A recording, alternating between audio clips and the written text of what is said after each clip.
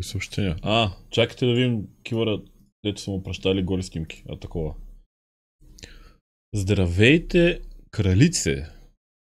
Преди всичко искам да ви кажа, че сте невероятна и имате уникално излъчване. Плачещо личице. Тъжно. Що е тъжен, бе? Искам да ви питам нещо леко странно. Леко. Бихте ли ми разрешили да почистя обувките и подметките ви с език? Напълно сериозно. Абсолютно уникална сте и смятам, че човек като вас заслужава точно такова отношение. Молявам ви от все сърце. За мен би било сбъдната мечта. Разбира се, съм готов да ви платя. Много ви моля поне да помислите и да ми отговорите, ваше величество. Какви пари?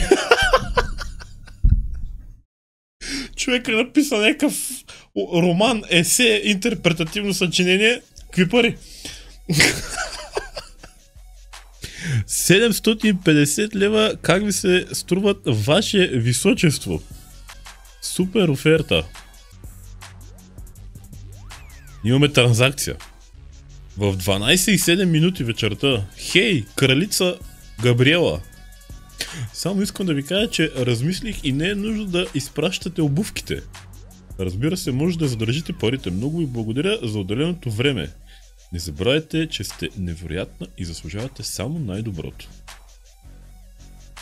И въпреки това тя си фана килъра. Освен честито, дори не знам какво да кажа. Лесни пари.